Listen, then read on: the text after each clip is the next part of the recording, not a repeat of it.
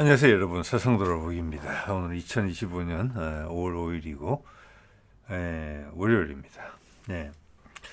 자, 오늘은 최근에 이제 북한에서 신형 최현호라고 하는 그 구축함이 등장을 했고, 국내 언론의 보도에 따르자면은 그것이 이제 북한판 이지스함이다.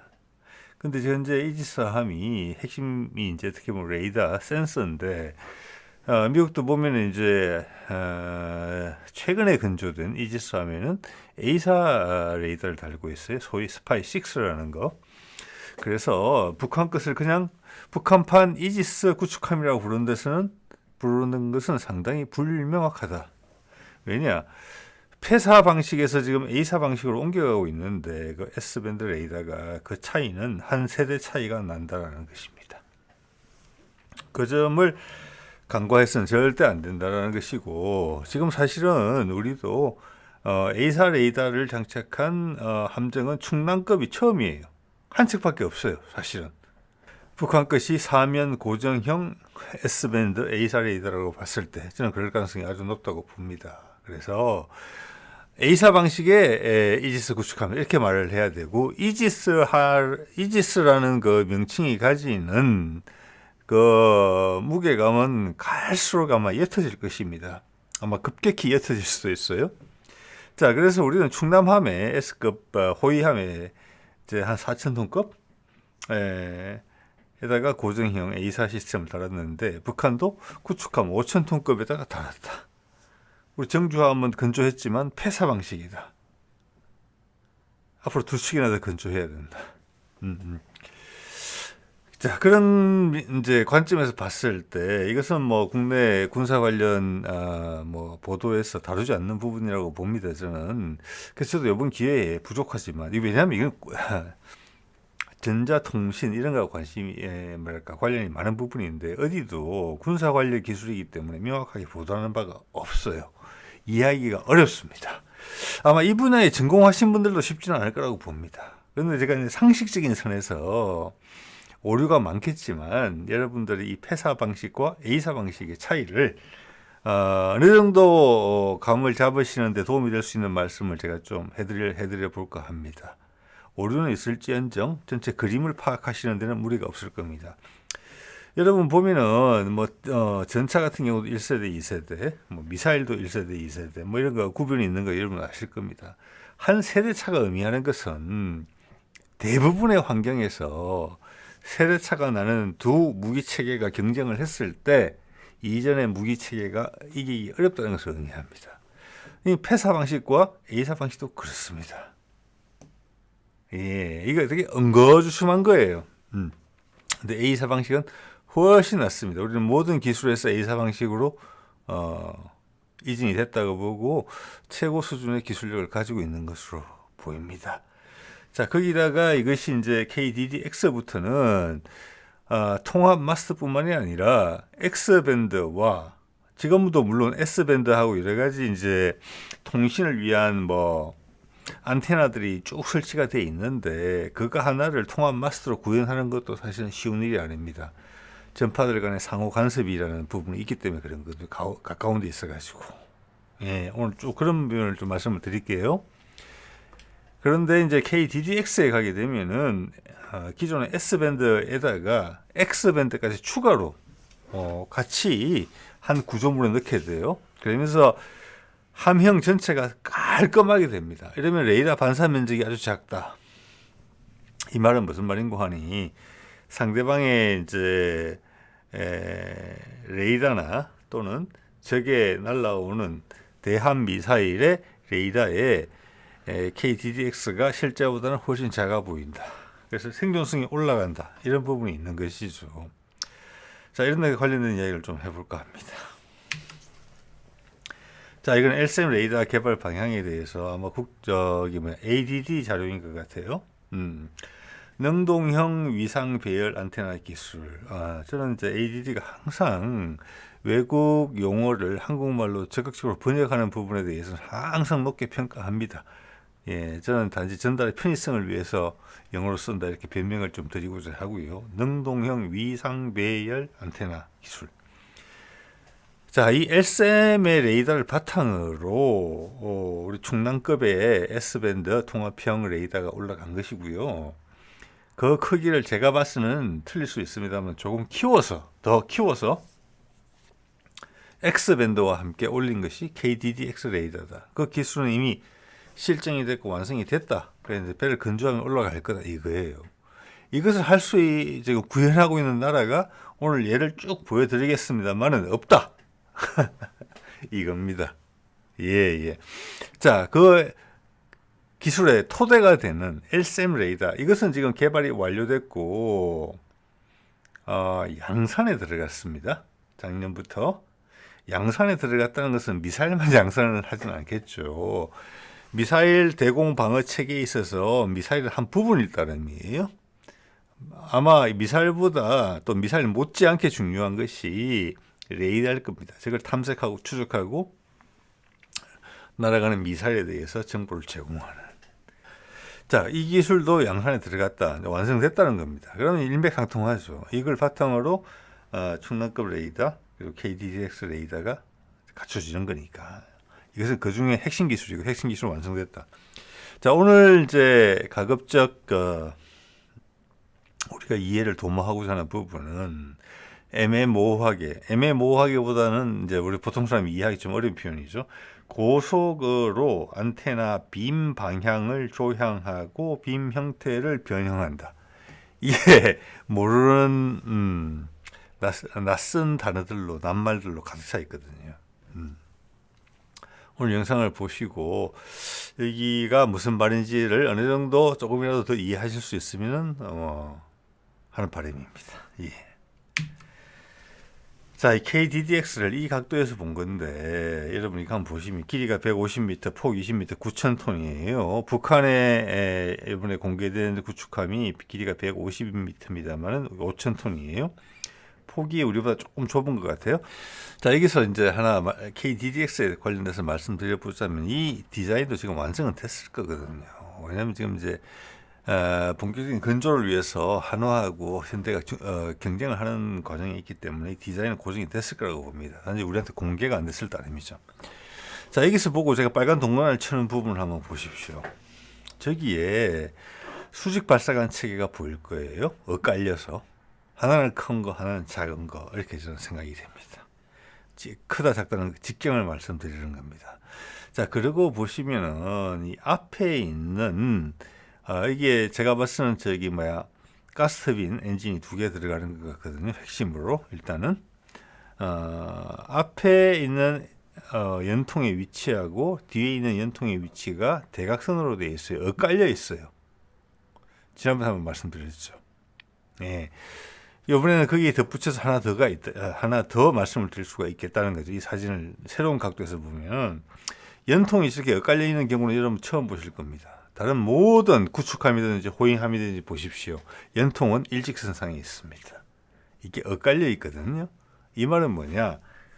KDDX가 완전 전기 추진으로 간다는 거예요. 이 가스터빈 엔진이 동력 축에, 즉 스크류를 돌리는 축에 직접적으로 연결이 안 돼 있다는 것입니다. 그렇기 때문에 이게 엇갈려 배치할 수 있는 것이고, 엇갈려 배치를 했다는 것은 공간을 최대한 활용하기 위해서 그랬다. 자, 이것이 세종이나 정조보다는 작아요. 폭도 작고. 저 뒤에 보시면 세종급이나 정조급의 주로 후방에 있는 수직 발사관이 위치하는 곳에 수직 발사관 존재가 없어요. 이 말은 뭐냐? 폭이 약간 좁아졌기 때문에 뒤에 행언에 헬기를 2대는 반드시 넣어야 되겠기 때문에 그 공간을 아꼈다. 그리고 전기 추진으로 가서 약간의 함 내에 엔진의 배치에 자유도가 생겼기 때문에 공간을 조금 더 효율적으로 사용할 수 있어서 상당히 예외적인 위치에다가 수직 발사관을 장착할 수 있었다. 자, 그래서 KDDX의 기본적인 목적은 세종이나 정조급보다는 작은 함정을 만드는 것이다. 그러면서도 타격력은 그대로 유지하는 것이다. 헬기는 그대로 2대 이상 가시는 것이다. 2대는 가지는 것이다.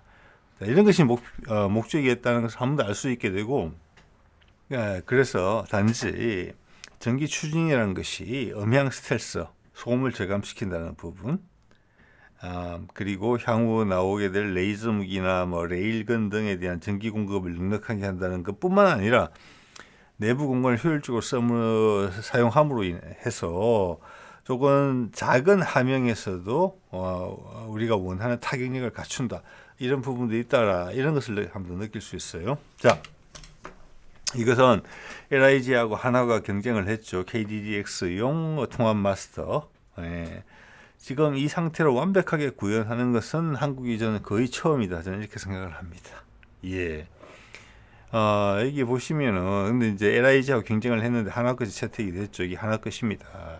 그들의 설명에 따르자면 밑에 제일 큰 것, 이것이 S밴드 레이더입니다. 이것의 기초 기술은 아까도 말씀드린 것처럼 LSM의 레이더입니다.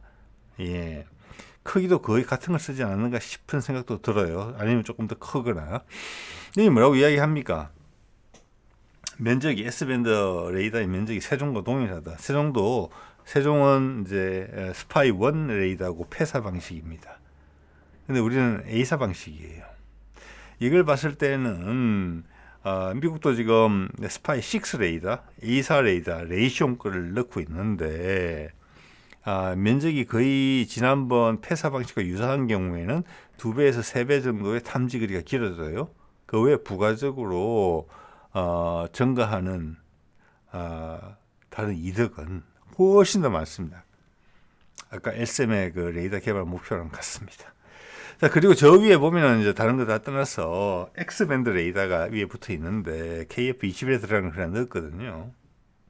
자, 이게 여러분 이번 기회에 한번 생각을 우리가 해보면 좋겠습니다. 왜 S밴드만 하더라도 근거리에 또 장거리에 대공 목표를 요격하는 데는 전혀 지장이 없는데 왜 충남급에는 없는 X밴드 레이더를 KDD에서 넣었을까? 여기에 대해서 우리가 답을 적절히 할 수 있으면은 우리 이해도가 상당히 올라간다 볼 수 있을 것 같습니다. 자, 뒤에도 말씀드리겠지만 S밴드 LSM 레이더의 동시 타격 능력, 탐지하는 것은 100개, 200개 넘어가기 때문에 상관은 없다고 보고요. 동시에 내 대공 미사일을 유도할 수 있는 능력이 15개 이상으로 개발 목표에 잡혀 있어요. 그러니까 이 S밴드 레이더도 기본적으로 최소 15개는 동시 공격 능력이 있어요. 제가 보기에는 그것은 이미 정주함이나 세종함에 있는 스파이 1D 폐사 방식보다는 훨씬 숫자가 많을 겁니다.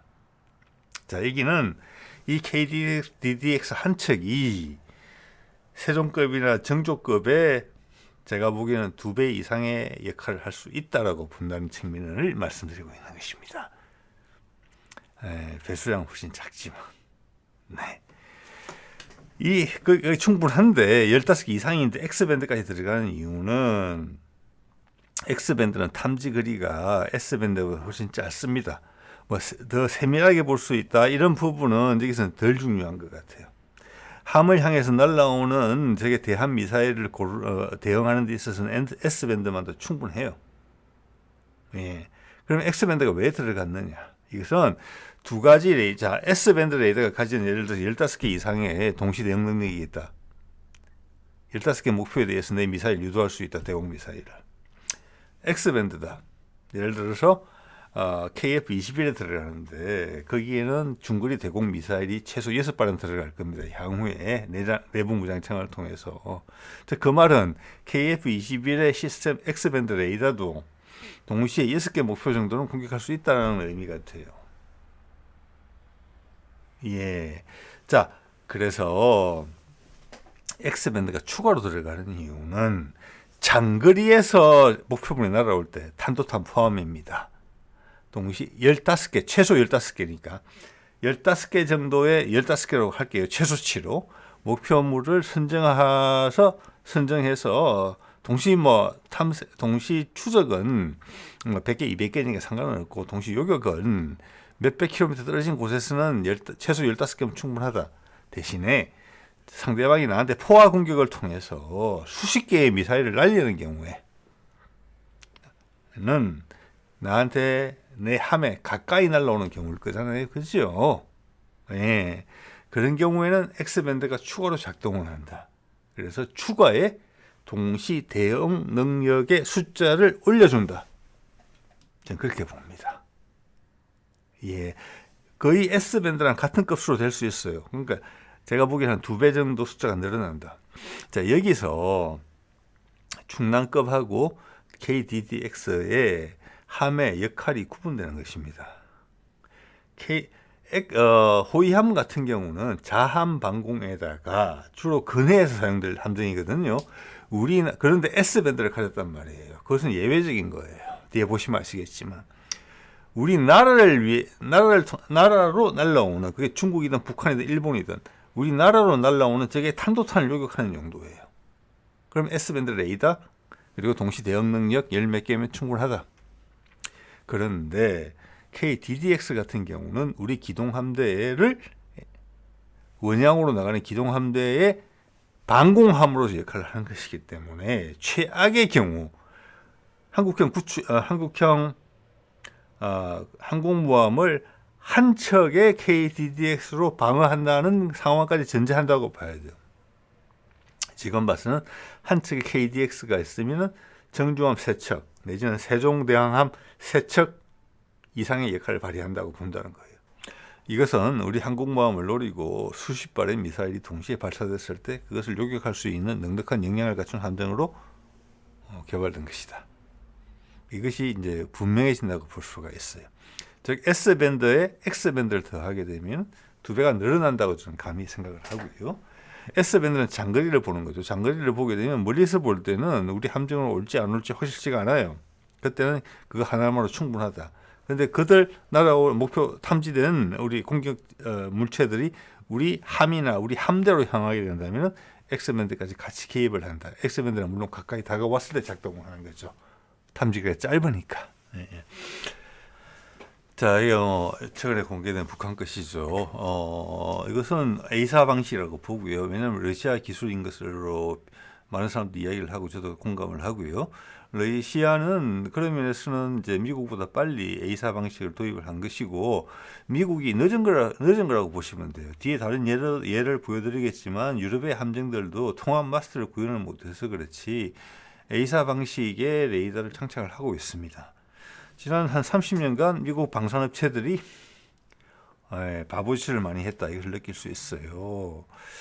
자, 그래서 그대로 말씀을 드렸지만 이거 소개드릴 때 이것을 A사 방식이라고 전제를 해야 될 것 같고요. 더 이상 이게 대해서 이지스 전투 체계가 독보적이다 이렇게 말할 수는 전 없다고 봅니다. 전혀. 근데 통합 마스터 구현은 안 됐어요. 그리고 여기다가 X밴드 레이더가 추가로 있는 것 같지는 않거나 아니면 별도로 있는 것 같지가 않아요. 그래서 통상적인 함정의 경우에 함대 방공에 큰 부담을 가지지 않는다면은 A사 방식의 S밴드 레이더면은 기존의 정주함 세종급보다 나은 거예요. 폐사보다. 그래서 제가 그런 말씀 드린 겁니다. 충남급 레이더가 저 같은 민간인이 차근차근 살펴보건데도 세종급의 레이더보다 낫다는 거예요. 동시 대응 능력이 당연히 더 낫죠. 왜? A사 방식이니까. 네. 자, 제가 봤을 때는 이 이제 최현호라고 하나요? 북한에 공개한 그 구축함, 이 러시아 그 고르시코프 함에 들어가 있는 이거랑 거의 비슷하다고 보거든요. 아니면 이거의 개선형이든지, 아니면 이거의 변형이든지, 다운그레이드형이든지 간에 이거 S밴드로 보이거든요. 이런 함정에서 X밴드를 쓸 이유가 없는 겁니다. 왜냐하면 지금은 S밴드만 쓰더라도 그게 A사 방식과 결합이 되면은 S밴드가 X밴드에 비해서 약점이라고 한다면은 그 섬세함이 좀 부족한 부분이거든요. 그런데 이것이 A사 방식이 되면서 아까도 앞에도 나온 레이더 빔의 빔 구성이나 빔의 다양화를 통해서 그 대역폭을 이용한 X밴드에 비해서 좀 부족한 섬세함을 보강하고도 남아요. 그러면서 장거리를 가능하게 하잖아요. 그래서 당연히 기본적인 레이더가 들어간다면 S밴드 레이더가 들어가는 겁니다. 그래서 제가 지난번에 일본의 모가미급 이야기를 하면서 초기 12척에 지금 X밴드 레이더를 넣는데 이해하기 어렵다. 그것은 아주 기초적인 자한 방공만을 하겠다는 이야기밖에 안 된다. 그래서 모가미급의 배치 2 12척 이제 한 1, 2년 있으면 이제 건조하기 시작할 텐데 거기는 방공함으로서의 역할이 강조되고 있거든요. 앞에는 대잠함이고 방공함에 들어가서는 X밴드 가지고는 택도 없다. S밴드로 바뀌어야 될 것이다. 그런 말씀을 드린 바가 있습니다. 예. 자, 이거는 이제 낙마한 하나와 경쟁했던 LIG의 통합 마스터 모습입니다. 이거 보시면 이제 안에 구조가 대충 보이고 크기가 어느 정도인지 가늠을 해보시라고 제가 이걸 넣은 겁니다. 여기 이제 S밴드 레이더가 이제 측면으로 좀 보이고 비스듬하게 내부 사진에 보면은 사람의 마네킹이 있어요. 어느 정도 크기 비교해 보시 상대적 크기가 어느 정도인지 감을 잡으실 수 있으실 거고 이 크기는 제가 봤으면 이 LSM 레이더 이거랑 비슷하다고 봅니다. 여러분 상상력을 좀 동원해 보세요. 차량이 이 정도 크기고 운전석이 저 정도 크기면 사람의 실제 크기가 어느 정도 될지 감이 오실 거예요. 거기다 레이더 크기랑 비교를 하면은 제가 봤을 때는 그래서 KDDX에 들어가는 레이더는 이 LSM 레이더랑 비슷하다. 그리고 충남급에 들어가는 레이더는 크기를 조금 줄였을 가능성이 있다. 그 함의 역할에 맞게. 이런 생각을 말씀드린 바가 있습니다. 추정이지요. 자, 충남급 S밴드 레이더입니다. 예, 저 위에 보이죠? 4개 고정형으로 달린 게 조금 작다는 취지의 말씀을 제가 드리는 이유는 어느 정도 이해하실 거라고 봅니다. 같을 수도 있습니다. 같은데 이건 S밴드만. 네. 그래서 LIG하고 하나가 경쟁을 시킬 수가 있었던 기본적인 이유가 뭐냐면은 기본적으로 KF-21용 X밴드 레이더가 개발되어 있고 LSM용 레이더가 이미 개발되어 있어요. 그 두 개를 넣어서 조합을 맞추는 거거든요. 물론 그것도 당연히 쉽지 않죠. 통합 마스터 구현하는 예가 없었으니까. 예. 자, 그러면 굳이 전력이 충분하고 무게가 지나치지만 않다고 그러면 충남급의 크기를 많이 줄일 이유는 없다. 이런 생각도 해보는 것이고, 여러분 여기서 이제 그 말씀 한번 드리기에 좋은 이제 슬라이드인 것 같습니다. 이게 왜 고정형하고 과거에는 뺑뺑뺑 돌았잖아요, 이렇게. 그 차이를 한번 생각해 보시면 되는데, 우리 대구급에도 보면은 S밴드에 레이더가 들어가 있는데 A사예요. 그것도 지금 처음에는 뭐 아주 그 성능이 낮은 증폭 소라를 쓰다가 지금은 이제 질화 관련 소라를 써서 사거리가 탐색거리가 2배 이상 길어지는 것으로 되어 있는데 걔는 선 배열로 해서 고정식이 아니고 뺑뺑뺑 돌아요, 과거식으로. 그 차이와 사면 고정식의 차이가 어디서 오겠습니까? 사면 고정식으로 하면 레이더가 4개나 들어가야 되고 무게도 많이 무거워질 거예요. 동시에 4개를 가동시켜야 되니까 전력 소모도 훨씬 많을 거고 그에 따른 냉각에 대한 수요도 높아갈 거예요. 그럼 무게가 전체적으로 무거워지는 거죠. 그러니까 그걸 제 위에 올린다는 것 자체가 쉽지 않다는 말씀을 제가 드리는 거예요. 여러분 이 생각을 한번 해보십시오. 아무리 A사지만 뺑뺑뺑 돈다고 그러면은 360도 한번 도는데 시간이 얼마 걸리는지는 모르겠습니다만은 돌 때 깜빡, 돌 때 깜빡이죠. 예, 깜빡하는 시간 외에는 목표물을 못 찾는 겁니다. 그런데 여러분 지금의 우리 함을 향해서 날아오는 상대방의 대함 미사일이 가장 큰 적이잖아요. 대함 방공 입장에서는 그러면 그들이 스텔스 도료를 칠해져 있고 스텔스 구조물을 가지고 있어서 레이더 반사 면적이 매우 낮다. 그리고 속도까지 초음속, 극초음속으로 올라간다. 그런데 360도 돌면서 깜빡깜빡 본다. 놓칠 가능성이 훨씬 많다라고 상식적으로 생각하실 수 있겠죠. 그겁니다. 고정형은 상시 탐지하고 있는 거죠. 추적하기가 훨씬 용이하다고 봅니다. 그리고 거기에 따른 레이더 성능이 받쳐줘야 됩니다. 빠르고 방향 전환이 심한 목표물을 따라가기 위해서는 레이더 빔의 소요가 많아집니다. 훨씬 많은 레이더 빔을 쏴줘야 돼요. 그 목표물에 대해서. 그러면 수요가 많아지는 겁니다. 그것이 동시 대응 능력하고 상관이 있는 것입니다. 그래서 레이더가 가급적이면 크면 클수록 좋은 겁니다. 상황에 맞춰서. 그런데 우리나라로 누가 탄도탄 미사일을 쏜다고 했을 때 그게 동시에 뭐 수십 개씩 날라올지는 않잖아요. 그리고 우리 근해니까 호위함들이 넉넉한 거리를 두고 배치가 돼 있단 말이에요. 그래서 S밴드 레이더 하나는 충분하다. 그렇지만 항공모함을 따라가는 KDDX는 상황이 다르다. 나한테 저공으로 극초음속으로 막 회피 기동을 하는 탄도탄과는 다르게 그런 것들이 훨씬 더 많은 숫자로 올 수가 있다. 그래서 S밴드 하나만은 부족하고 X밴드까지 더 붙여야 했다. 왜? 그런 적의 공격 물체에 대한 미사일의 밀도는 함에 가까워질수록 높아질 거잖아요. 굳이 멀리 있는 걸 볼 필요 없잖아요. X밴드 레이더를 2배 이상 크게 할 필요 없잖아요. 그죠? 그럼 전기 소모도 크고. 자, 그런 경우에는 S밴드로 다 해결을 하고 우리 쪽에 밀도가 높아지는 경우에는 거기에 X밴드가 추가로 들어가서 동시 대응 능력을 올린다. 그렇게 이해가 됩니다. 제 추정이지요. 자, S밴드 레이더의 요구 조건은 예전 어디서 긁어 놓은 겁니다. 이게 이제 어디서 출처가 어디까지인지는 모르겠는데 정부 요구서일 거예요.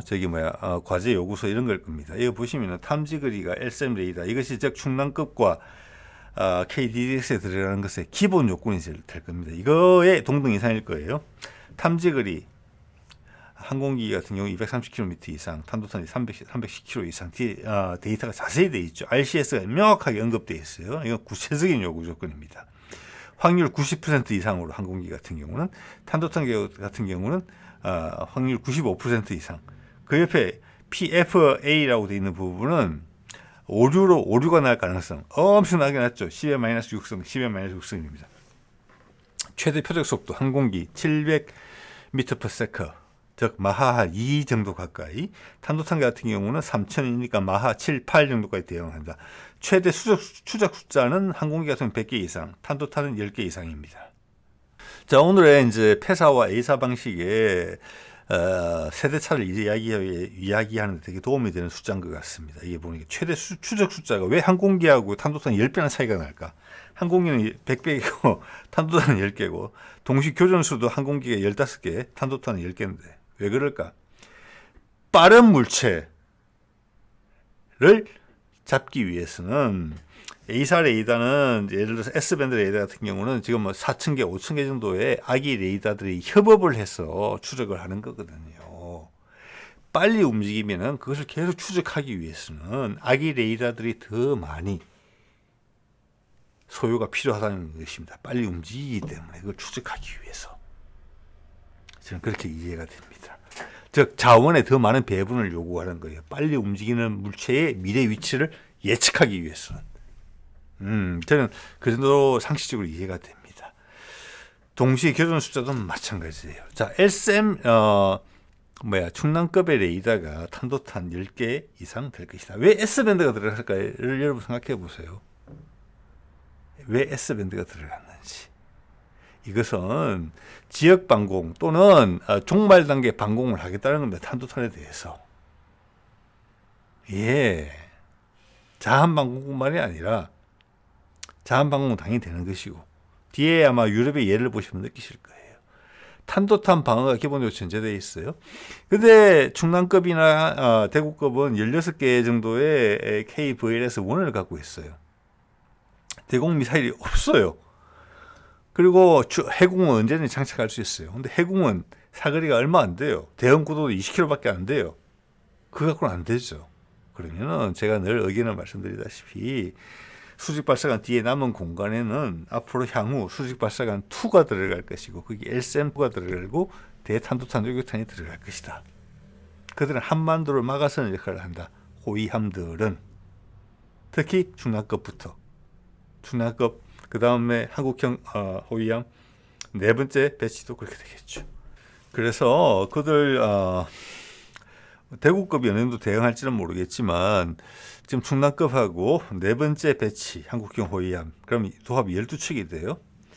그러면은 서해, 남해, 동해 각각 4척씩 배치가 되는데 그걸로써 한반도를 향해서 날라오는 탄도탄들을 막아낸다. 이것이 주 목적이 이렇게 보시면 될 것 같고, 충남급의 동시 대응 능력이 10개 이상이고 탄도선 같은 경우는 항공기 15개다. 자, 이것은 라고 볼 수 있는 거죠. LCM이 그러니까. 거기다가 요거에 곱하기 두 개 정도가 가능할 것이다. KDDX는. 왜? X밴드가 추가로 추가됐기 때문에. 근접거리에서는 1,200km 내에서는. 그러면 얘들의 KDDX의 역량은 한 대 반공으로 생각될 수 있다. 그렇지만 이미 충남급의 항공기 또는 탄도탄, 항공기 탄도탄, 여기다 대한 미사일은 몇 개인지는 모르겠습니다만은 이 두 개 정도 사이일 수도 있고 조금 적을 수도 있어요. 과거에 지금 우리 정조급이나 세종급의 이지스함보다는 동시 대응 능력이 높다고 봅니다. 충남급이. 예, 그래서 충남급은 호위함이기 때문에 근해에만 있어야 된다. 그거 아니라고 봐요. 그들이 함대에 따라갈 겁니다. 기동함대, 항공모함. 그 따라가면은 기존의 세종급과 정조급의 이상 가는 역할을 해요. 그러면 향후 세종급과 정조급은 어떻게 될 것이냐? 기본적으로 업그레이드가 될 겁니다. 그 비싼 함정이잖아요. 충남급은 4천억, 5천억. 세종과 정조급 1조가 넘어요. 건조비가. 그럼 그들도 국산화 될 겁니다. 업그레이드 할 때. 대신 그들의 목표는 향후에 이제 자리 설정이 어떻게 되느냐? 배수량을 이용할 수 있는 최적의 방법은 뭐냐? 미사일, 대공 미사일의 숫자를 늘리는 거다. 이렇게 생각하시면 돼요. 네. 그래서 그들은 반드시 개량을 통해서 그런 목적으로 활용될 것이다. 이렇게 봅니다. KDDX는 일단 배수량이 작으니까 미사일을 실는 숫자에서 정조급이나 세종급을 따라갈 수가 없어요. 그래서 제가 말씀드린 거잖아요. 정조급 앞으로 두 층이나 더 건조해야 되는데 우리의 기술은 이미 A사급인데 통합 마스터에 지금 충남급의 성능에도 못 미치는 배를 두 층이나 더 건조해야 되거든요. 한 척당 1조 원 이상의 돈을 들여서 업그레이드를 당연히 생각했을 거라고 제가 말씀을 드린 바가 있는 거죠. 그래서 자, 이거 볼까요? 영국 다링급 구축 호위함이면 최신함입니다. 이게 배수량이 8,500톤이에요. 152m예요. 길이가. 여기 보면은 일단 통합 마스터라는 부분이 구현이 안 돼 있음을 알 수 있어요. 뒤에 L밴드 페사 레이더. 저것은 아마 우리 독도급이나 마라도급에 들어가는 그 레이더인 것 같습니다. 결국은 마스터가 두 개가 필요한 거잖아요. 뒤에는 L밴드고 앞에는 S밴드예요. 예. 자, L밴드 레이더가 상당히 크게 도드라진 걸 여러분 보이실 겁니다. L밴드는 S밴드보다 파장이 더 길어요. 파장이 더 길면은 레이더 팔을 생성하는 기구 자체가 커져야 돼요. 그래서 레이더 자체가 커질 수밖에 없는 것입니다. 자, 이게 통합 마스터가 구현이 안 돼 있다는 것을 바로 느끼실 수가 있고, 또 하나 다링급의 목적이 뭔지가 간파가 돼요. 이제는. 자, 우리 L밴드를 우리나라 레이더에서는 주로 어디 쓰느냐 하면 공군의 관제 레이더나 장거리 레이더로 많이 써요. 이해되십니까? 그리고 이것은 뱅뱅뱅 도는 레이더잖아요. 고정형 레이더보다 약점이 많아요. 자, 이것은 뭐냐면 다링급의 목적이 장거리 대공 방어형 또는 저기 멀리 바다에 나가 있는 레이더 돔으로서 역할을 하기를 원한다는 거예요. 이 배가. 여기 들어가는 대공 미사일의 사거리도 그렇게 길지가 않아요. 우리 충남급하고는 완전히 다르죠. 예. 동시 대응 능력 이런 게 중요한 게 아니고 멀리서 나를 향해 오지 않더라도 뭐가 지나가는지 이게 러시아를 상징하고 있겠죠. 그 어떤 비행기들이 왔다 갔다 하는지 빠르건 느리든지 간에 또 전략 폭격기 이런 게 포함되어 있을 수 있어요. 그것을 멀리서나마 감지할 수 있는 저 바다 한가운데 떠 있는 장거리 레이더로서 역할을 하는 함정으로 개발된 것이라는 걸 알 수가 있습니다. 다링급 호위함은 자, 이것은 최신 또 프랑스 FDI 호위함이에요. 이거 보면은 이거 이제 일본 함이 2024년 작년 정도에 아마 저기 인도가 됐든 진수가 됐든지 그런데 여기 보시면은 이 배가 최신 호위함인데도 불구하고 코데드예요. 코데드면 뭡니까? 디젤과 디젤 두 개를 쓴다는 거예요. 저속에서는 디젤 엔진 하나, 고속이 필요하면 디젤 엔진 하나 덜을 쓴다는 거예요. 즉 전체가 디젤이에요. 그러면 일단 가스 터빈을 쓸 때보다 최고 출력이 좀 떨어져요. 그럼 최고 속력이 좀 떨어집니다. 최고 속력이 좀 떨어지고 이제 소음이라는 부분이 또 걸리죠. 자, 이런 게 컨셉의 차이예요. 컨셉의 차이도 있고 우리랑 다르죠. 우리는 저속에서는 디젤 엔진인데 그것도 발전기로 쓰는 디젤 엔진이죠. 전기만 발생시키고 모터로 돌리죠. 15노트까지 시속. 그냥 훨씬 부드럽고 조용하게 나갑니다. 가속이 필요하면은 가스터빈 엔진이 돌아요. 가스터빈 엔진은 연료를 많이 먹지만 최고 출력은 엄청나게 높습니다. 자, 이런 건데 4,400톤이잖아요. 우리 지금 뭐 거의 충남급이랑 비슷하다고 볼 수 있어요. 여기는 통합 마스터를 구현했는데 S밴드만 쓰고 있어요. 우리 충남급이랑 되게 비슷한 겁니다. 여기 보면 이 미사일의 구성도 최대 사거리가 150km까지 나오는 거 있어요. 기존은 150km까지는 안 됩니다. 즉 이것은 뭐냐? 방공함이다라는 걸 알 수가 있어요. 방공함이다라는 것을. 예, 딱 호위함급에 맞는 거예요. 이게. 그렇지만 여기서 이제 지금 개선된 게 아스타 같은 거죠. 제가 발음이 맞는지 모르겠는데 150km짜리를 최신형을 넣으려고 하는 거예요. 근데 우리는 바로 LCM이 들어가게 되면 바로 200-300km 나올 겁니다. 네, 그게 차이가 있는 거예요. 컨셉이. 그래서 우리는 큰 수직 발사관이 필요한 겁니다. 자, 이것은 독일의 작성급이고 6,000톤급입니다. 예. 2003년 이래로 한 3척 정도 건조가 된 것 같은데 앞에 건 I밴드라고 그러는데 딴 데서는 보기 어려운 밴드인데 제가 봐서는 뭐 X밴드 언저리에 있는 밴드가 아닌가 싶습니다. 그리고 좀 뒤에는 좀 전에 보여드렸던 데어링급에 들어가는 L밴드의 폐사 방식의 레이더가 들어가 있습니다. 예. 자, 이것도 어떻게 보면 최신함이라고 볼 수 있는 것인데 영국의 그 데어링급과 같이 비교를 해보면은 이런 부분들이 일단은 완벽하게 A사 방식으로 구현이 되어 있지 않다. 이런 게 먼저 오고 그리고 통합 마스터 구현도 아니다. 자, 프랑스 거 같은 경우는 X밴드만 지금 죄송합니다. S밴드만 쓰고 있죠. 예. 자, 그래서 이런 한계들이 보이는데 그런 면에서 우리 KDDX가 S밴드하고 X밴드를 한 통합 마스터에 구현을 했다는 것은 상당히 대단하다. 거기다가 전기 추진 방식을 거의 확실시 보이죠. 앞서 말씀드린 것처럼 그것을 배의 내부 공간을 최대한 활용하는데 또 활용하고 있다. 즉 우리가 한 발자국 내지는 최소 몇 발자국 앞서가고 있다. 이들 유럽의 배들에 비해서 오늘 소개해드린 것들 중에 가장 최신이라고 볼 수 있는 프랑스 FDI 호위함급에 비해서도 더더욱 그렇다. 종합적으로 봤을 때. 예, 이런 생각을 이제 하게 돼요. 이제 그들도 따라오겠죠. 자, 이것은 누구나 다 생각하는 목표입니다. 통합 마스터 구현해서 거기서 호위함급에서는 자함 방공만 하면 되는 것이고 구축함이 돼서 함대 방공을 해야 되면 두 가지 레이더 셋이 한 군데 들어가야 된다. 그러면 함정이 커져야 된다. 대공 미사일이 많이 들어가야 되니까 함대 방공을 하게 되면 내가 살펴만 보고 추적은 할 수 있는데 내가 미사일이 부족하면 안 되는 거지 않습니까?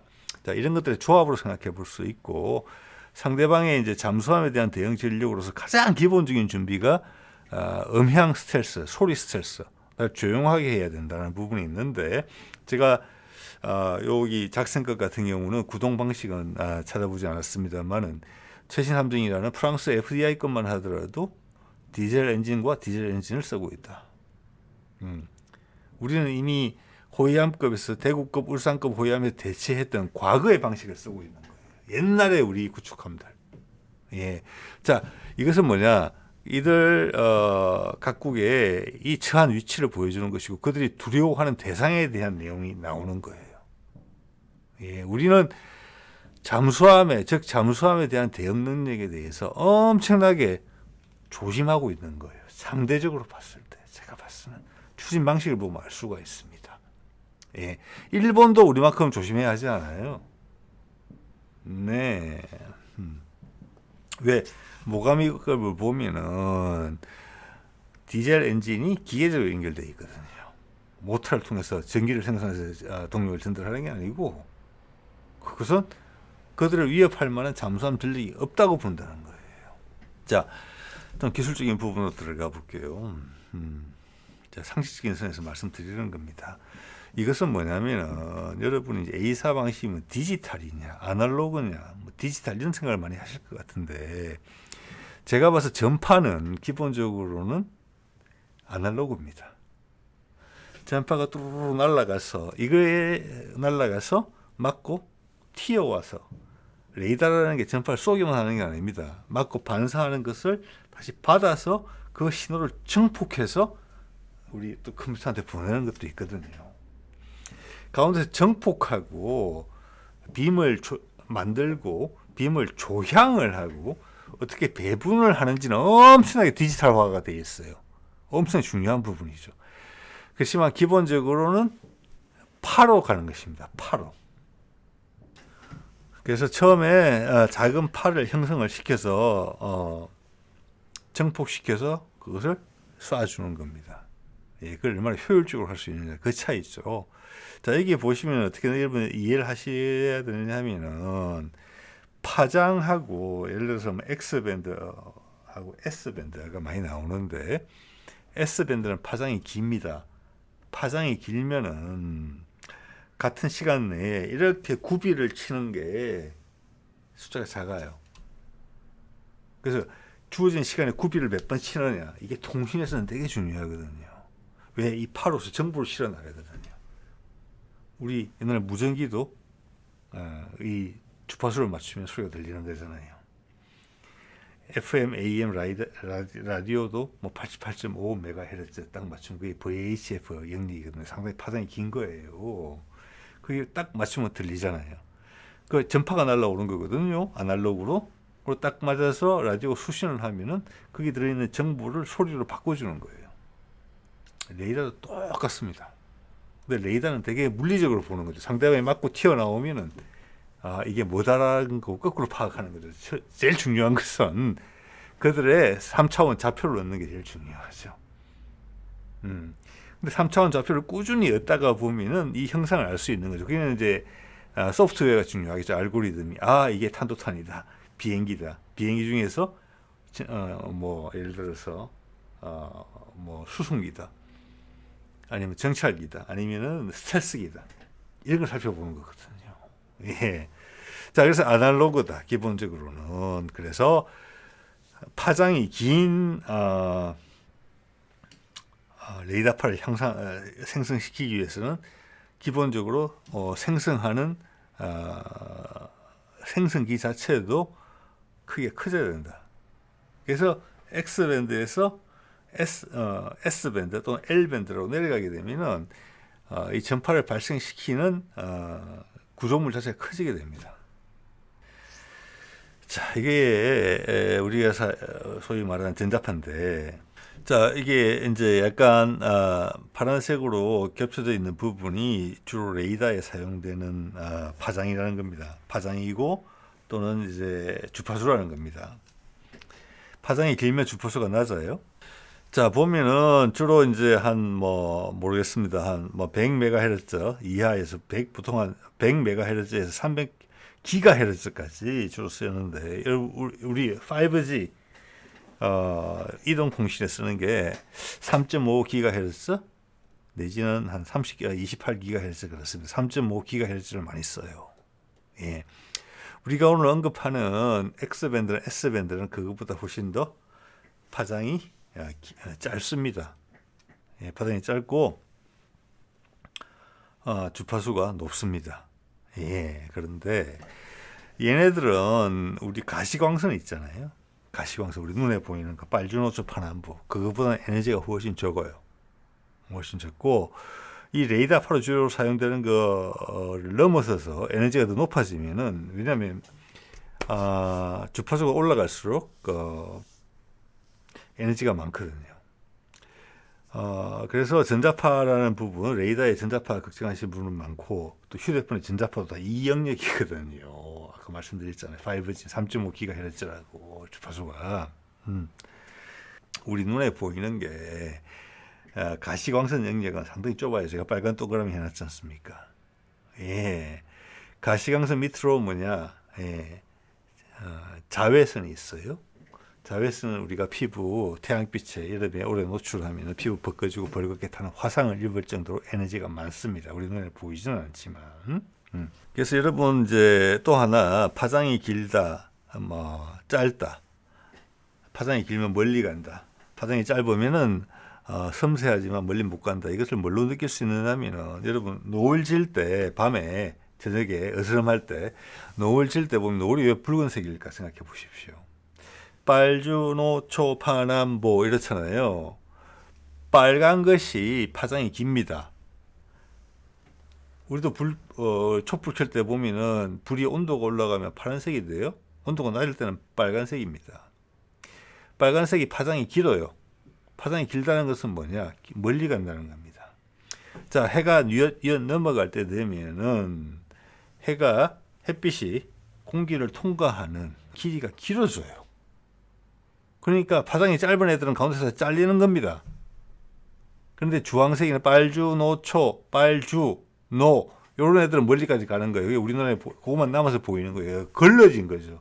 대기가 가시광선을 필터링을 한 거예요. 에너지가 높은 애들을, 파장이 짧은 애들을, 주파수가 높은 애들을.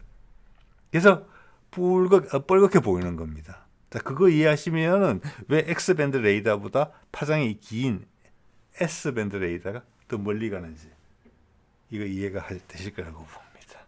예. 자, 그리고 여기 이걸로 보시면 되겠네. 자, 여기 보면 이제 제가 아까 5G 주파수 주로 쓰는 주파수가 3.5GHz예요. S밴드하고 똑같아요. S밴드랑. 자, 이 정도 오면 우리가 왜 이 레이더 기술을 잘할 수밖에 없는지 여러분 이해하실 거예요. 이게 전자통신의 부분이거든요. 여기 오면은 이 기본 원리가 근거리 통신하고 똑같아요. 그것도 A사 방식이거든요. 빔을 형성해서 이쪽으로 보내고 저쪽으로 보내고 필요에 따라서는 빔들을 모아서 멀리 보내고 이게 A사 방식 레이더랑 똑같은 건데 근거리 통신에서는 이렇게 물결 치잖아요. 거기다가 이제 밴드위스라는 게 있어요. 광대역이라는 부분이죠. 광대역. 그것은 내가 비록 S밴드이긴 하지만 거기서 몇 기가헤르츠 정도는 이것의 주파수를 바꿀 수가 있어요. 그리고 주어진 시간에 많은 정보를 보낼 수가 있어요. 대역이 높다기보다는 주파수가 짧아질수록. 그래서 과거에 이동통신에 쓰는 것보다 지금 3.5GHz면 엄청나게 많아진 거예요. 예. 그래서 시간 내에 보낼 수 있는 정보량이 많아요. 예, 그 파장에다가 정보를 실어서 보내는 거거든요. 그래서 같은 시간에 더 많은 정보를 보낼 수 있어요. 파장이 짧아지면, 다른 말로 주파수가 높아지면. 거기다가 광대역까지 쓰니까 여러 가지 정보를 섞어서 보낼 수 있어요. 그 안에다가. 그래서 FM이 AM보다 귀에 더 음질이 더 좋은 겁니다. 대신 멀리 못 가지요. 예. 그 기술을 똑같이 쓰고 있는 것입니다. 그래서 우리가 레이더, 군용 레이더를 위해서 개발하는 기술은 우리 5G 기술의 영향을 받은 바가 크고 여기서 추가로 개발된 기술은 다시 5G에 영향을 주는 이런 상보적인 관계에 있어요. 지금 레이더로서 이제 가장 많이 쓰이는 것은 이제 K밴드 레이더죠. K밴드 레이더 제일 많이 쓴다기보다는 상당히 섬세한 거죠. 그리고 밀리미터파 레이더가 더 섬세하긴 하죠. 이거는 이제 자동차의 자동 운행에 들어가는 레이더도 쓰는 것이고 K밴드 레이더만 하더라도 상대방의 형상을 알 수가 있습니다. 비행기나 함정의 대한미사일 같은 경우는. 왜냐하면 함정이 나한테 미사일 날아오잖아요. 그러면 그들이 하는 방어 기작 중에 뭐 대공 미사일이 있고 근거리 방공 미사일이 있고 C-2B전 기관포가 있죠. 그와 동시에 하는 게 알루미늄 조각 같은 걸 하늘에 뿌립니다. 팡팡팡 쏴가지고. 그래서 나는 스텔스로서 감추고 레이더 반사를 잘 하는 그건 항공기도 똑같이 쓰이죠. 하늘에다가 다른 방향에다가 알루미늄을 가지고 배 형상을 만듭니다. 그래서 상대방 대한 미사일이 그걸 표로 착각하게 만들어요. 그런데 A사 기술이 반영된 K밴드 정도까지 오게 되면은 상대방의 모양을 명확하게 구분이 돼요. 훨씬 더 구체적으로. 그래서 그 모양을 보고 아 얘는 가짜구나. 그리고 스텔스 형상을 통해서 숨어있는 배도 훨씬 더 크게 보이겠죠. 명확하게. 배만 크게 보이는 게 아니라 적의 핵심 지역, 함정의 핵심 지역까지 구분이 가능해요. 여러분 대한미사일 한 방 어렵게 맞힌다 그러면 어디를 맞추고 싶겠습니까? 함교를 맞추고 싶겠죠. 함교를. 저기 지휘부가 들어있는. 자, 그렇기 때문에 A사로 된 K밴드가 대부분의 최신 대한미사일에 들어간다는 것입니다. 그러면 상대방의 방어 시스템이 따라가기가 상당히 어렵다. 이런 말씀 드리는 거고요. 자, 이거 한번 볼까요? 레이더의 발전 방향, 이건 좀 오래된 데이터인 것 같습니다. 옛날에 기계 구동식 말씀드렸고, 그 다음 수동 위상 배열 레이더, TPQ-37 같은 경우는 저거는 이제 대포병 레이더 같은 거고, 밑에 스마트 L, 이거는 좀 전에 영국 함정과 독일 함정에서 보여드렸던 그 폐사 방식 레이더인 것 같습니다. 자, 그 다음, 이것이 능동 위상 배열로 초기 단계 능동 위상 배열로 들어갔다. 그럼 F-15에 여기 보면 예를 뭘로 들었냐 하면은 이 연구 자료는 한 2010년이나 2010년대 초반에 만들어진 자료인 것 같습니다. APG-63을 이야기하는데 이것은 F-15에 들어가는 초기형 능동 위상 배열입니다. 지금 기준으로 보면은 지금 다 디지털 배열화되어 있거든요. 폐사에서 A사 방식으로 가는 초기 단계다. 이렇게 볼 수 있어요. 저 F-15에 들어가는 저 APG-63은 단종됐습니다. 그 밑에 우리가 가끔 이름 많이 들어보는 샘슨 같은 레이더도 그렇다고 봐야 됩니다. 지금 우리가 A사를 이야기할 때는 디지털 배열을 다 이야기를 하고 있어요. 여기 보면 이제 디지털 빔 포밍이라는 이제 단어가 나오거든요. 여기서 우리가 이제 하나 이해를 해야 될 게 여러분 레이더를 보면 최대 탐지 거리라는 부분이 있고 예전에 우리 이제 세종대왕급이 일본의 이지삼을 잡지 못한 북한의 탄도탄 발사를 잡았다 이런 말이 있었잖아요. 그건 뭘 의미하는 거니? 디지털 세상으로 들어와서 몇천 개의 레이더가 있고 최대 출력을 발휘하면 그 대부분의 아기 레이더들이 낼 수 있는 출력을 한 군데 집중을 하면 훨씬 멀리 볼 수 있어요. 근데 그 외의 능력은 포기를 해야 되는 거죠. 즉 아까 한국 세종급하고 일본의 이지스 함의 차이는 뭐냐? 우리가 그 사전 정보를 어느 정도 알고 있다 이렇게 볼 수 있어요. 그거는 이제 첩보전의 영역하고 연관이 돼 있었다고도 볼 수 있어요. 아 북한이 언제 어느 방향으로 쏠 걸 알았다는 거죠. 그래서 그 지역에다가 에너지를 집중하고 있었으면 전방위를 다 감시하고 있던 일본 구축함보다는 훨씬 더 먼저 알 수가 있겠죠. 자, 이렇게 되면은 early warning 시스템이라나 조기 경보 시스템, 조기 경보기, 무인기, 그리고 지상에 배치된 여러 다양한 레이더를 다 연동이 되거든요. 그리고 인공위성이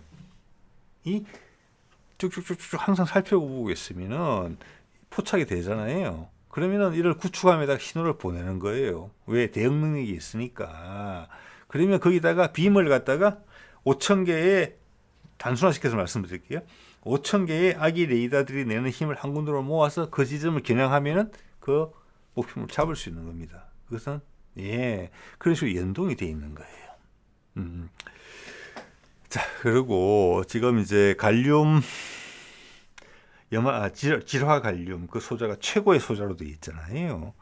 자, 그렇게 되면 그 소자가 가진 특징이 뭐냐면 두 가지가 있어요. 일단은 에너지를 쉽게 말해서 과거의 폐사 방식의 레이더는 큰 진공관으로서 하나의 에너지를 만들어서 그것을 아기 레이더들한테 갈라줘서 아기 레이더들이 그 위상을 이용해서 빔을 형성하는 거거든요. 빔을.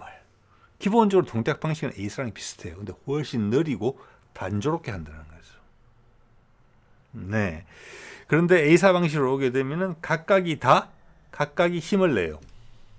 큰 거 하나에 기대는 게 아니라. 자, 폐사 방식에서는 그 아기 레이더들이 출구의 역할을 해요. 에너지는 받아와야 돼요. 그래서 기본적인 그 레이더는 진공관 정폭 방식이 아주 옛날 방식이죠. 우리 음향 기기에서도 진공관 사라진 지 오래됐습니다. 예, 진공관 좋아하시는 분들 빼고는 그 에너지를 강력하게 생성해서 각각의 아기 레이더들한테 보내고 아기 레이더들한테는 빔의 조향을 하는 거예요. 그래서 이쪽 방향을 본다, 저쪽 방향을 본다, 힘을 모은다.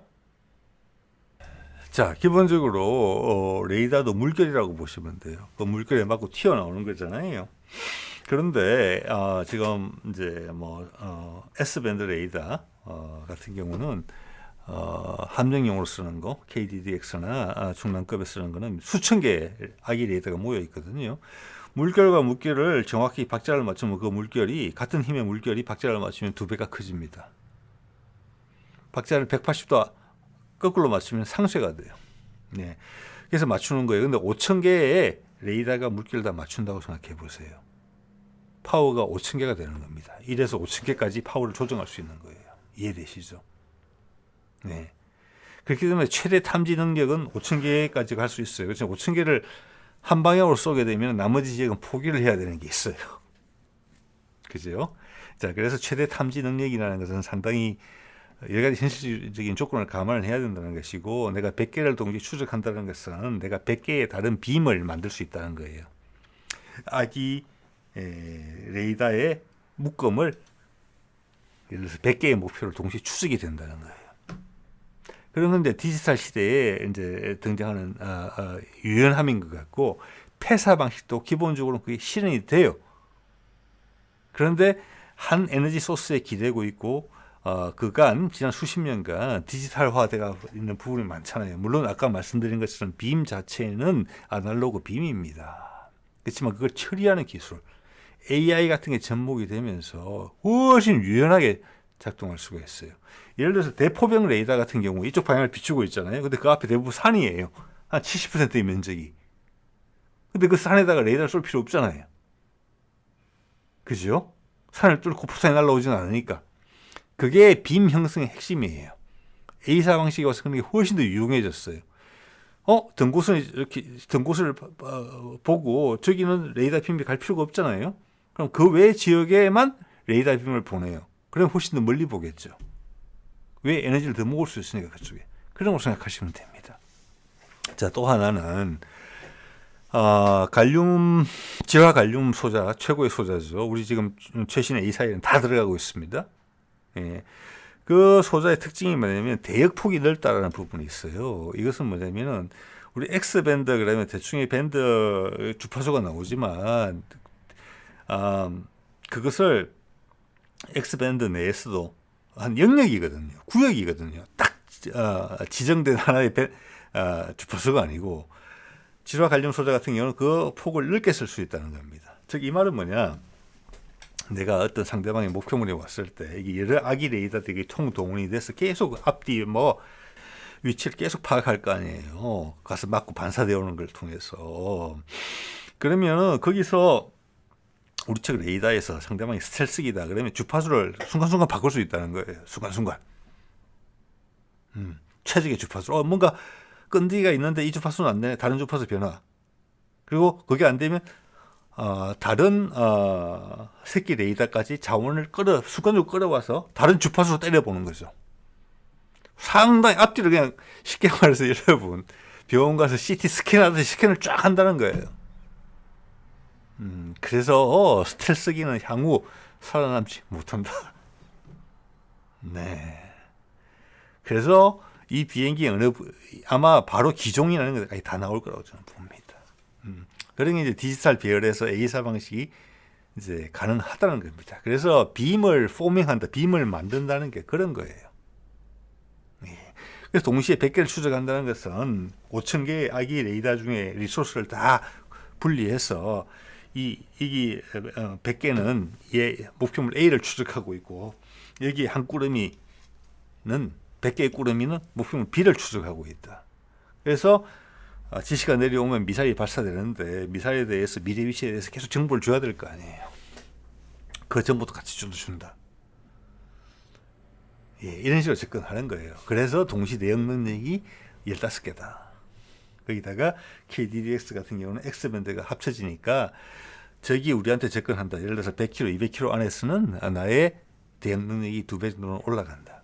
그렇기 때문에 X밴드를 추가로 한 것이다. 동시 대응 능력을 올리기 위해서. 자, 이것은 아까 말씀드린 것처럼 이게 5G 근거리 통신에서 하는 부분이거든요. 여러분, 서울 시내에서 남산타워에서 TV 신호랑 라디오 신호 다 보낼 수 있어요. 그것은 주파 VHF 파장이 엄청나게 길기 때문에 가능한 거거든요. 그런데 5G 안테나는 동네에도 여러 개 보이잖아요. 옥상에. 주파수가 짧아요. 짧으면 많은 정보를 보낼 수 있어요. 예, 그런데 그게 돈이 다 드는 거잖아요. 그죠? 그래서 통신사에서 그걸 최적화시키기 위해서 A사 레이더에 쓰는 방법하고 똑같은 방법을 쓰는 거예요. 여러 군데 쏴주고 필요에 따라서는 멀리까지 쏴주고 힘을 모아서 정보를 요청하는 데 따라서 우리 휴대폰이 다 단말기잖아. 단말기에 그 전파가 와야 되지 않습니까? 자, 그 정도 말씀드릴 수 있겠고요. 자, 레이더 주요 기술 변화. 이거 우리 군에서 다 분석한 거예요. 연구자들이. 제가 지금 몇 년째 보고 있는데 세계 최고의 자료들입니다. 거짓이 전혀 없습니다. 엄청나게 냉정하고 객관적인 자료예요. 2차원 레이더에서 3차원 레이더. 3차원 레이더라 그러면 XY, Z 되게 다 나온다는 겁니다. 속도, 위치, 저쪽에. 그 다음 수동 위상 배열, 즉 폐사에서 A사 방식으로 온다. 여기서 화살표가 하나가 지나면은 차원이 달라진다는 겁니다. 폐사에서 A사로. 단순 기능에서 다기능 다목적 레이더. 저는 이미 말씀을 드렸죠. 과거에는 탐지 레이더, 추적 레이더, 그리고 교전 레이더 이렇게 따로 있었어요. 지금도 이제 스파이 1D 레이더 같은 경우는 교전 레이더가 따로 소위 말하는 일루미네이트라는 게 따로 구분이 아직도 있어요. 네, 그래서 그 세대가 처진다는 겁니다. 미국 해군이 세계 최강의 해군이 아니에요. 최소한 레이더에 있었을만큼은 동시 대응 능력. 안테나도 기계식 빔 주황에서 전자식 빔 주황으로 바뀐다. 자, 기계식으로 하고 아까 말씀드린 것처럼 폐사 방식처럼 하나에서 그게 다 나온다. 라고 했을 때는 제가 추정컨대는 동시에 다른 주파수를 만들어서 대역폭을 넓히는 것이 훨씬 용이하지 않겠다. A사 방식에서는 실시간으로 가능한데 이것은 시차를 두고 가능한 부분이 있겠다라는 생각도 든다는 거예요. 예. 그래서 수동 위상과 능동 위상의 차이는 다재다능함의 큰 차이다. 세대를 가릴 수 있는 차이다. 이 정도로 제가 느낌이 들고요. 그 다음 단일 빔에서 디지털 빔이고 나중엔 다중 빔이다. 지금 다중 빔이에요. 폐사 방식은 디지털 빔 정도를 하고 있는 것 같아요. 기본적인 작동 방식은 A사랑 같거든요. 대신 소스가 한 에너지 소스가 있다. 그게 취약성을 가지고 있다. 그 모든 에너지를 하나의 진공관에서 다 생성을 해야 된다. 고장이 자주 나고 그게 고장이 나면 끝이다. 전체가 다 죽는다. 그렇지만 A사는 안 그렇다. 여러 작은 아기 레이더들의 집합체로서 영향을 발휘한다. 그리고 다른 디지털화 기술이 발전함으로 인해서 다중빔이라는 부분을 훨씬 효과적으로 쓴다. 즉 5,000개의 아기 레이더가 있다면 그들이 빔을 형성하는 부분, 추적하고 이런 부분들을 그리고 아까도 말씀드린 것처럼 광대역으로서 주파수를 조금 달리해서 상대방을 면밀히 파악하는 그런 역량이 훨씬 뛰어나다. 그래서 폐사와 A사는 차원이 세대가 하나 차이가 난다. 그래서 송수신기도 보면은 진공관형 이거는 폐사 방식을 이야기합니다. 스파이 1D 레이더 지금 반도체 소자형으로 A사는 다 돌아와 있죠. 소형화 모듈화 저 부분에서 우리가 상당히 잘하는 것 같습니다. 저기서는 우리가 이제 전자산업 강국으로서의 역량을 최대한 쏟아부어서 같은 값이면 우리가 작고 가볍게 만드는 것 같습니다. 그래서 우리가 지금 중량급에 들어간 레이더 그 기본은 엘셈 레이더인데 같은 값의 미국 레이더에 비해서 훨씬 크기가 작다고 봅니다. 그 핵심은 뭐냐? 에너지 효율이 높다는 거예요. 에너지 효율이 높고 해서 에너지 효율이 높다는 것은 뭐냐? 열이 덜 발생한다는 거거든요. 열이 덜 발생한다? 그러면은 레이더에서 많은 무게를 차지하는 부분 중에 하나가 냉각 시설이에요. 이 정도 레이더는 다 수냉식이거든요. 그럼 작아지는 거예요. 예. 자, 그리고 초광대역, 고안정 주파수 합성기. 자, 저런 부분이 아까 이제 여기까지 제가 기술적으로 깊이 있게 알 수는 없습니다만은 기본적으로 소자라는 측면에서 질화 관련 소자로 오면서 초광대역이 가능해졌고, 초광대역이라는 것은 같은 숫자의 빔을 한 목표분에 쏴주더라도 주파수를 달리함으로 인해서 훨씬 많은 정보를 얻을 수 있다. 상대방이 숨을 수가 없다. 방어하는 입장에서는 그렇고, 공격하는 입장에서는 상대방이 아무리 감추려고 해도 너의 진짜의 모습을 내가 현혹되지 않고 찾아낸다는 거예요. 상대방이 제밍의 가장 대표적인 제밍은 뭐냐? 같은 주파수를 쏴주는 거잖아요. 거꾸로. 이 주파수가 갑자기 오네? 헷갈리네? 상대방이 갑자기 컴컴해지고 하얘지네? 이 주파수 아닌갑다. 바꾼다는 거예요. 이제 보이네. 이런 거라는 거예요. 저기가 기관부네. 저기가 함교네. 제밍에 엄청나게 저항력이 강하다는 거예요. 공격하는 입장에서는 A사 기술이라는 게. 자, 신호 기술, 신호 처리기는, 자, 엄청나게 많은 신호가 나가고 들어오겠죠. 그 정보를 분석해야 되겠어. 맞죠? 아까 말씀드린 것처럼 몇백 개의 목표물을 동시에 추적하고, 거기에 대해서, 얘는 이상하네. 주파수 이걸로 해봐. 저걸로 해봐. 이거는 조금 더 분해능이 좋아야 되겠어. 야, 그 아기 레이더들 이쪽으로 좀 당겨. 이런 걸 순간적으로 해결해야 되고, 거기서 반사되는 정보를 우리가 알고리즘을 통해서 해석을 해야 될 거잖아요. 이게 뭐다. 그래서 우선순위 부여를 해야 될 거잖아요. 위험도에 대해서. 야, 이건 극초음속이야. 이건 수송기야. 이런 식으로. 자, 그런 것은 현재 지금 AI 세상, 머신 러닝을 통해서 아주 쉽게 극복되고 있는 것 같아요. 정말로. 네. 자, 그리고 상용 보드를 쓴다는 것은 가격을 다운시킨다는 겁니다. 예. 미국이 이걸 못하죠. 예, 방산은 방산이다. 그렇기 때문에 비싸다. 내가 아니면 누구도 만들 수 없다. 자, 이걸 벗어나기 위해서 미국이 많은 노력을 하고 있는데 잘 될지 모르겠습니다. 여기서 돈을 남긴다는 거예요. 그러니까 그렇기 때문에 업그레이드가 어렵다. 네, 이런 겁니다. 그래서 그런 것을 지적한 부분이라고 생각을 하고요. 자, 이것은 아주 개념적으로 왼쪽이 폐사고 오른쪽이 A사인데, 보면 이제 빔을 형성하는 부분이 나오죠. 이것은 수신도 하고 송신도 하는 그런 겁니다. 왼쪽에 폐사를 보면은 오른쪽과 가장 큰 차이가 뭐냐면, 그것만 알아도 크게 우리한테 도움이 되는 것 같습니다. 왼쪽은 뭐냐면 송신관이라고 노랗게 해서 저기가 진공관입니다. 쉽게 이야기해서 아까 앞서 말씀드린 한 에너지를 저기서 특정 주파수를 선택을 하면은 저기서 다 만들어요. 네. 그리고 그것을 예를 들어서 5,000개의 아기 레이더가 있다면 이게 레이더가 아니고 이제 안테나 역할을 하는 거죠. 예. 그래서 쏴줘요. 자, 5,000개가 같은 것을 받아요, 기본적으로는. 그런데 그것을 위상을 개별적으로 바꾸는 겁니다. 이게 폐사 방식이에요. 그래서 여러 가지 빔을 형성할 수 있어요. 그래서 동시 추적 능력이 생겨요. 그런데 디지털 방식만큼은 오른쪽에 A사 방식만큼은 아니다. 그게 이제 빔을 만들고 하는 능력이 디지털화가 전자식이 덜 돼 있다는 것입니다. 예, 그래서 두 가지 취약점이 있어요. 하나는 진공관이나 하나씩 에너지 소스에서 만들기 때문에 한 곳에 열이 너무 많이 발생한다. 다운이 많이 된다. 그게 다운되면 레이더는 끝이다. 이런 부분이 있고, 두 번째는 그걸 각각 받은 안테나가 위상은 적절히 바꿀 수 있으나 전자식으로 하는 것만큼 따라갈 수가 없다. 그리고 대역폭을 마음대로 못 바꾼다. 결과적으로는 큰 차이가 난다. 같은 출력을 가진 같은 숫자의 아기 레이더를 가지고 있다 하더라도, 즉 다재다능하다가 된다는 겁니다. 상황에 맞춰서.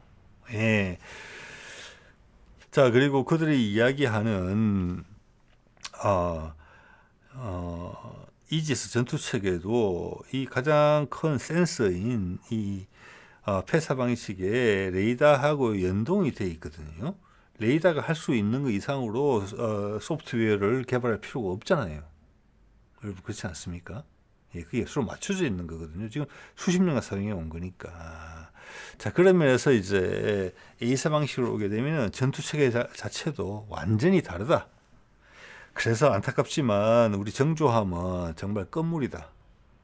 예, 그런 생각이 좀 들고, 북한도 A사 방식을 도입한 거잖아요. 자, 오늘 쭉 말씀을 들으시고, A사 방식과 폐사 방식은 한 세대 이상 차이가 나는 거구나. 그리고 이제는 A사가 일반화 되는 거구나. 이걸 인정하시게 된다면은, 미국 해군의 레이더 시스템이 시간에 뒤처졌구나. 지난 30년 동안 놀았구나. 레이숑과 로키드 마틴의 소모전으로 인해서 미국 국방이 갉아먹혔구나. 이런 걸 느끼시면 될 것 같아요. 그래서 또 이런 기술 체계 전환은 이제 이런 기술은 거의 다 공개된 거라고 보시면 맞겠잖아요. 그죠? 네. 유럽에서도 이미 A사 레이더들이 쓰이고 있고, 우리가 이번에 독보적으로 한 것은 통합 마스터 구현을 했다. 이제 다른 나라에 따라오게 될 건데, 현재로 봐서는 그게 안 보인다는 거죠. 미국의 차기 구축함 디자인에도 보면 통합 마스터는 구현이 안 돼 있습니다. 자, 그러면 아까 초기에 말씀드린 것처럼 우리는 이미 통합 마스터 구현하고 전기 구동으로 가면서 함을 많이 줄였다. 크기를. 그리고 예전에 예상치 못했던 위치에다가 우리 수직 발상을 넣을 수 있게 됐다. 이겁니다. 자, 그렇게 되면 우리 정주함과 세종함의 공간이 생기는 거예요. 그들 레이더는 다 업데이트 될 겁니다. 우리식으로 전투체계랑. 그러면 그 큰 함정 기름 많이 먹잖아요. 그 배를 어떻게 쓸 것인가? 우리 함대 방공에 필요한 엄청난 숫자의 LSM을 실게 될 것입니다. 또는 지상 타격용 대형 미사일을 실게 될 겁니다. 알세날 함으로, 알세날 쉽으로 활용되게 될 것이에요. 자, 오늘 이 정도 말씀드리겠습니다. 네.